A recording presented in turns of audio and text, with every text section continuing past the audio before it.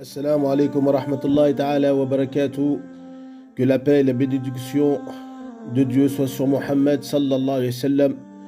Alors, les 4 symptômes d'une personne touchée par un mal occulte. Premièrement, il faut savoir que s'il y a des blocages anormaux dans la vie, par excès, je ne parle pas des choses naturelles qu'on a de tous les jours dans la vie. La tristesse naturelle, le pleur naturel, ou bien des émotions naturelles. Ça, c'est humain.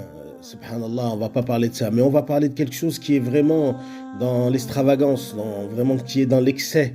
Hein? Quelqu'un qui est triste dans l'excès, quelqu'un qui pleure dans l'excès, quelqu'un qui se retire tout seul dans l'excès, quelqu'un qui ne sort pas de chez lui mais dans l'excès, quelqu'un qui a toujours quelque chose qui a de naturel en l'humain mais qui est dans l'excès, Donc là, il faut savoir une chose, c'est que la personne est peut-être touchée par un mal occulte. Pareil pour le deuxième symptôme qui est les douleurs anormales. Quelqu'un qui a mal quelque part à la tête, à la poitrine, au ventre, au bas du ventre, qui va aller chez un médecin par exemple, et le médecin lui annonce qu'en fait que la personne n'a rien du tout, qu'il a fait scanner, qu'il a fait des prises de sang, qui a été consulté, qui a fait un bilan sanguin général par exemple, mais il n'y a rien, mais il a toujours ses douleurs. Il faut savoir une chose, c'est qu'il est sûrement touché par un mal occulte. Ensuite, il y a les états mentaux anormaux. Troisième symptôme, on appelle ça les west-west ou les mauvaises pensées. Donc ça aussi, c'est pareil. Si on en a naturellement, c'est pas grave. Mais si ça commence à être par excès, ça commence à être envahissant dans notre tête, ça commence à être quelque chose qui est embarrassant. Donc il faut savoir une chose, c'est qu'on est peut-être touché par un mal occulte. Et le dernier symptôme, c'est les cauchemars. Des cauchemars à répétition.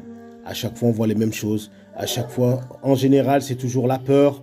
C'est toujours l'angoisse dans les rêves, c'est toujours les conflits, les bagarres. On peut tomber de haut, on peut tomber dans un trou, on peut être on peut se noyer, on peut avoir on peut voir carrément des sorciers dans un rêve tout le temps qui nous attaquent, des chiens, des serpents, etc. Donc celui qui a ces 4 symptômes, il est sûrement touché par un mal occulte. Celui il en a un parmi ces 4 aussi, ou bien 2. Donc voilà, c'était les 4 symptômes du mal occulte. Salam alaikum wa rahmatullahi wa barakatuh.